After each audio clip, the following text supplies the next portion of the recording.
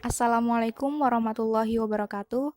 Perkenalkan kami dari kelompok 6 tafsir yang beranggotakan 1. Yasika Dwi Elvira, 2. Sarah Antikasari, 3. Iftasyafa Cahyarani, 4. Dewi Nuraini. Di sini kami akan membahas mengenai materi tafsir masa modern. Pengertian tafsir masa modern. Tafsir secara bahasa berarti menerangkan dan menjelaskan. Makna, Khalil Al-Qatan menjelaskan bahwa arti tafsir secara bahasa adalah menyingkap atau mengganti. Sedangkan menurut istilah, tafsir adalah ilmu untuk memahami kitabullah yang diturunkan kepada Nabi Muhammad SAW, menjelaskan makna-maknanya, serta mengeluarkan hukum dan hikmahnya. Abu Hayyan dalam Al-Bahrul Muhit menjelaskan bahwa tafsir adalah ilmu yang membahas tentang cara menjelaskan lafaz-lafaz Al-Quran, maksud-maksudnya, berbagai hukumnya, dan makna yang terkandung di dalamnya. Pengertian tafsir masa modern. Secara teoritis, tafsir berarti usaha untuk memperluas makna teks Al-Quran. Sedangkan secara praktis, berarti usaha untuk mengadaptasikan teks Al-Quran dengan situasi kontemporer seorang musafir. Berarti, tafsir modern adalah usaha untuk menyesuaikan ayat-ayat Al-Quran dengan tuntutan zaman. Kontemporer bermakna sekarang atau modern yang berasal dari bahasa Inggris contemporary. Tak ada kesepakatan yang jelas tentang istilah kontemporer. Misalnya, apakah istilah kontemporer meliputi abad ke-19 atau hanya merujuk pada abad ke-20 atau 21? Sebagian pakar berpandangan bahwa kontemporer identik dengan modern. Keduanya saling digunakan secara bergantian.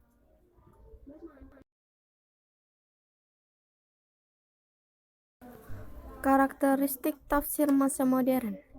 Yang pertama, bernuansa hermeneutis. Yang kedua, memosisikan Al-Quran sebagai kitab petunjuk.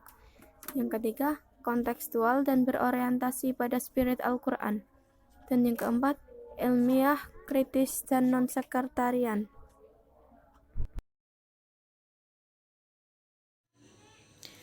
Yang selanjutnya ada sumber penafsiran Al-Quran.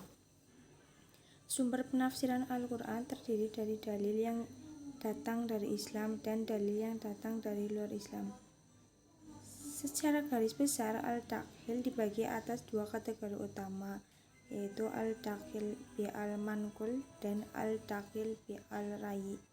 Kategori yang pertama membahas tentang penafsiran yang disandarkan kepada riwayat yang tidak jelas asal-usulnya, sedangkan kategori yang kedua membahas tentang penafsiran Al-Quran yang dilandaskan kepada teori luar tradisi keagamaan.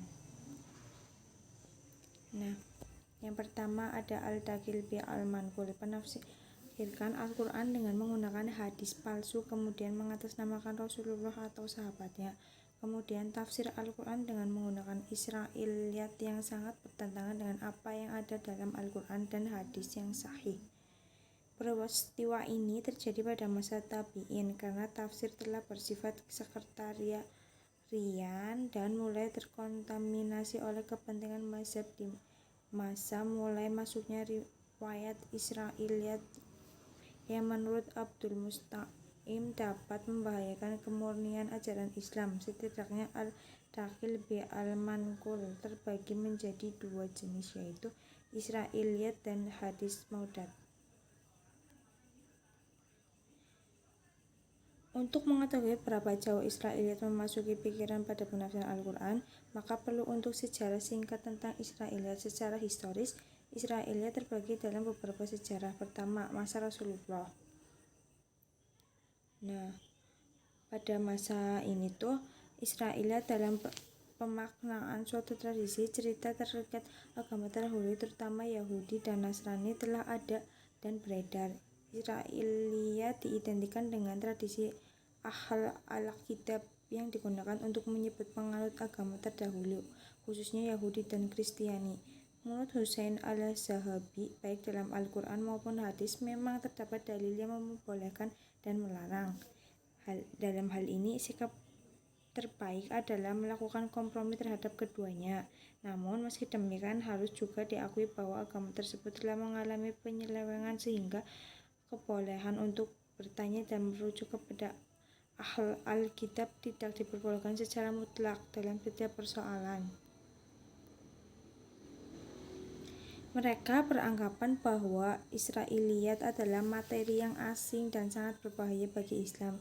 Hal ini mengingat isinya yang memuat ide yang tidak rasional. Al-Jumu'ah menyebutkan bahwasanya tafsir yang baik dirasuki Israiliyat adalah tafsir al-Maqsyur karena disebabkan oleh model atau metode penafsiran yang lebih baik menggunakan periwayatan karena sahabat tabi'in senantiasa mendengarkan kabar yang muncul dari ahlal kitab baik dari Yahudi maupun Nasrani. Hadis maudhu'at adalah hadis yang diadakan, dibuat-buat, dan dipalsukan atas nama Rasulullah atau atas nama para sahabat dan tabi'in. Tapi jika kata ini disebutkan tempat ikatan, maka yang dimaksud dengan maudhu'at adalah hadis yang dipalsukan atas nama Nabi, sedangkan riwayat yang dipalsukannya adalah atas lainnya disebut muqaddayat. Sejarah munculnya hadis palsu ini disebabkan oleh beberapa faktor. Yang pertama, faktor politik. Yang kedua, musuh Islam. Yang ketiga, tukang cerita. Nah, yang kedua, Al-Dakhil bi Al-Rayi. Abu Anas Hamid Ahmad Al-Tahir Al-Basyuni mengatakan bahwa Dakhil bi Al-Rayi adalah memasukkan pemikiran dalam pembahasan Al-Quran dan ketetapannya yang didasari dengan berbagai macam syarat diterima atau tidaknya pemikiran tersebut. Jika pemikiran tersebut tidak dilandasi oleh hawa nafsu dan tidak bertentangan dengan sumber hukum, maka pemikiran tersebut dapat diterima. Akan tetapi, jika bertentangan dengan sumber hukum dan disertai dengan keinginan, tujuan, serta hawa nafsu individual, maka pemikiran tersebut tidak dapat diterima atau ditolak. Menimbang kembali sumber tafsir Al-Quran, Al-Dakhil sangat kompleks sifatnya dan sangat banyak terdapat dalam kitab tafsir. Namun sampai di sini kita bisa melihat bahwa tidak seluruhnya Al-Dakhil dalam penafsiran berorientasi negatif, sehingga penulis membagi Al-Dakhil dari segi fungsinya menjadi dua. Ada Al-Dakhil Al-Masmud, yaitu memasukkan riwayat-riwayat atau takwil yang merusak atau yang dianggap tidak perlu dalam sebuah penafsiran. Namun konotasi kata tidak perlu itu pun masih biasa mazhab. Artinya bisa jadi menurut mazhab Sunni riwayat-riwayat itu tidak perlu, namun mazhab yang lain menganggapnya perlu, sehingga masalah Al-Dakhil ini sangatlah pelik dan bisa mazhab.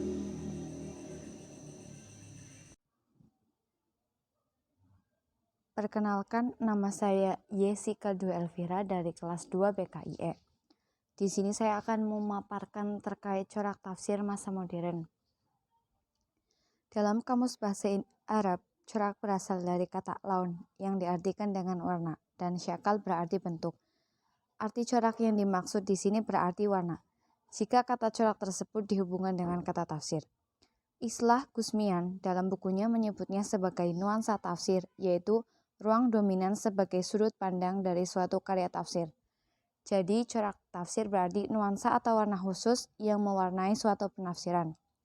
Seorang mufasir ketika ia menjelaskan isi kandungan Al-Quran sesuai dengan kemampuan dan pengetahuan sang mufasir, keanekaragaman corak penafsiran sejalan dengan keragaman disiplin ilmu pengetahuan yang menjadi dasar intelektual mufasir. Selanjutnya ada macam-macam corak tafsir masa modern. Adapun tafsir masa modern menurut Muhammad Husain Al-Zahabi dalam kitabnya Al-Tafsir wa Al-Mufassirun dapat dikelompokkan menjadi 4 corak. Di antaranya, yang pertama ada corak ilmiah, merupakan cara menafsirkan Al-Quran dengan menggunakan ilmu-ilmu bantu dalam memahami maksud ayat Al-Quran. Yang kedua ada corak mazhab atau kelompok, merupakan corak tafsir yang digunakan untuk menafsirkan Al-Quran dan mengarang kitab yang sesuai dengan keyakinan mazhabnya dan selaras dengan keyakinan hawa nafsunya, serta menggunakan kitab yang paling terbaru.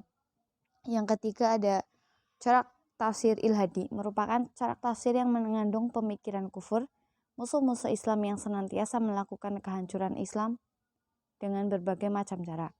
Yang keempat ada corak tafsir etik sosial atau corak tafsir al-adabi wa al-ijtimai, merupakan tafsir yang berorientasi pada sastra, budaya, dan kemasyarakatan yang menitik beratkan penjelasan ayat-ayat Al-Quran pada segi ketelitian redaksinya, kemudian menyusun kandungan ayat-ayat tersebut dalam suatu redaksi dengan tujuan utama memaparkan tujuan-tujuan Al-Quran. Serta penafsiran ayat dikaitkan dengan sunatullah yang berlaku dalam masyarakat. Dalam penelitian selanjutnya, tafsir era modern, selain corak di atas terdapat corak tafsir yang lain seperti yang pertama ada corak tafsir Tarbawi, merupakan corak tafsir yang lebih berorientasi pada ayat-ayat tentang pendidikan. Yang kedua ada corak tafsir Al-Ahlaki, merupakan corak tafsir yang penafsirannya berorientasi pada ayat-ayat tentang akhlak dan menggunakan ilmu akhlak. Yang ketiga, corak tafsir Bayani, merupakan corak tafsir yang cenderung menjelaskan berbagai kemujizatan Al-Quran dari segi al-bayan dalam Al-Quran. Dan yang keempat ada corak tafsir Haraki, merupakan corak tafsir yang berada pada metode tahlili yang didasarkan pada naungan penjelasan Allah dalam kitabnya, kemudian dikaitkan dengan pergerakan penafsir di tengah-tengah masyarakat. Assalamualaikum warahmatullahi wabarakatuh. Perkenalkan, nama saya Dewi Nuraini, NIM 2017101240 dari kelas 2 BKIE. Di sini saya akan menjelaskan materi mengenai tokoh-tokoh tafsir masa modern. Baik, pertama, tokoh-tokoh tafsir masa modern. Syah Waliullah, seorang tokoh pembaharu Islam dari Delhi, merupakan orang yang berjasa dalam memprakarsarai penulisan tafsir modern. Dua karyanya yang monumental yaitu Hujjah al-Balighah dan Ta'wil al-Hadis fi Rumus Qisas al-Anbiya adalah karya yang memuat tentang pemikiran modern. Tidak sia-sia usaha ini telah merangsang para pembaharu lainnya untuk berbuat hal serupa. Sehingga di Mesir muncullah berbagai mufassir seperti Muhammad Abduh, Rashid Ridho, Ahmad Khalaf, dan Muhammad Kamil Hussein.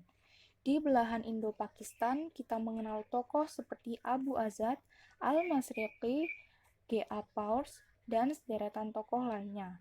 Sedangkan di penjuru Timur Tengah misalnya, ada Amin Al-Khul, Hasan Hanaf, Bintu Sati, Nasr Abdu Zaid, Muhammad Sahrur, dan Fazlur Rahman. Selanjutnya, tokoh tafsir Nusantara sebelum abad 20. Pertama ada Rauf As-Singkili, dikenal sebagai mufassir pertama yang menulis karya tafsir secara lengkap 30 juz. Karya tafsir ini dianggap pertama karena pada era sebelumnya belum ditemukan seorang mufassir Melayu Indonesia yang mampu menulis tafsir Al-Quran secara lengkap 30 juz. Kemudian yang kedua ada Syekh Imam Muhammad Nawawi Al-Bantani. Pada abad 19, muncul juga karya tafsir utuh yang berjudul Tafsir Munir li Ma'alim Al-Tanzil yang ditulis oleh ulama Indonesia yang lama bermukim di Arab Saudi, yaitu Syekh Imam Muhammad Nawawi Al-Bantani. Kitab tafsir ini menggunakan bahasa Arab dan ditulis di Arab Saudi juga. Karya Imam Nawawi ini selesai pada hari Rabu 5 Rabiul Akhir 1305 Hijriah. Sebelumnya naskahnya disodorkan kepada ulama Mekah dan Madinah untuk diteliti, lalu naskahnya dicetak di Arab Saudi terlebih dahulu, dan karya ini kemudian mendapatkan apresiasi oleh ulama Mesir, dan memberi gelar kepada Imam Nawawi sebagai Sayyid Ulama Hijaz atau pemimpin ulama Hijaz. Baik, selanjutnya tokoh tafsir Al-Quran di Indonesia setelah abad 20. Penelitian yang dilakukan oleh Federspiel membagi periodisasi karya ulama Indonesia seputar Al-Quran dan penafsirannya menjadi 3 periode, yang ia sebut sebagai istilah generasi. Federspiel menyebut generasi pertama ditandai dengan gerakan terjemah atau tafsir yang terpisah-pisah, yang dimulai dari awal abad 20 sampai awal tahun 60-an. Pada generasi kedua, Federspiel menyebut sebagai follow-up lanjutan generasi pertama yang berperan sebagai penyempurnaan metodologis atas karya-karya generasi pertama. Penerjemahan Generasi kedua yang muncul pada pertengahan tahun 60-an ini biasanya dibubuhi dengan catatan khusus, seperti catatan kaki bahkan disertai dengan indeks yang sederhana. Contohnya seperti Tafsir Al-Furqan karya Ahmad Hasan, Tafsir Al-Quran Al-Karim atau Tafsir Quran Indonesia karya Muhammad Yunus, serta Tafsir Quran karya Zainuddin Hamidi dan Fahruddin, dianggap sebagai karya-karya yang mewakili generasi kedua. Pada generasi selanjutnya yaitu generasi ketiga, Federspiel menyebut telah muncul adanya upaya menerjemahkan atau menafsirkan ayat-ayat Al-Quran secara lengkap pada tahun 70-an.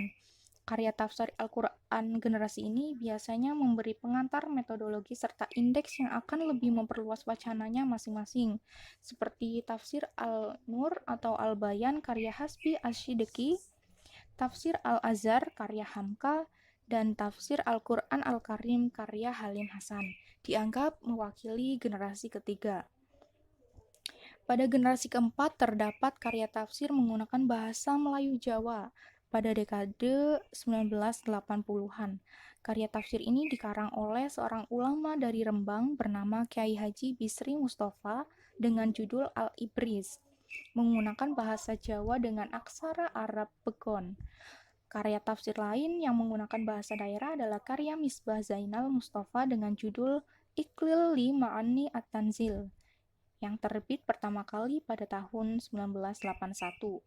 Tafsir ini menggunakan bahasa Jawa, tapi aksaranya menggunakan aksara Roman atau Latin. Selanjutnya ada tokoh Quraisy Shihab, merupakan generasi keempat penulis karya tafsir secara utuh di Indonesia. Di sela-sela kesibukannya yang sangat padat, baik di masyarakat maupun pemerintahan, Quraisy Shihab selalu menyempatkan diri untuk berkarya dalam bentuk tulisan. Karya tafsir Quraisy Shihab adalah Tafsir Al-Misbah. Tafsir ini seperti ditulis dalam muqaddimahnya, mulai ditulis pada hari Jumat 4 Rabiul Awal 1420 Hijriah atau 18 Juni 1999 Masehi, tepatnya di saat Quraisy Shihab menjabat sebagai Duta Besar Republik Indonesia di Kairo. Sekian materi tokoh-tokoh tafsir pada masa modern yang bisa saya sampaikan. Kurang dan lebihnya mohon dimaafkan. Wassalamualaikum warahmatullahi wabarakatuh.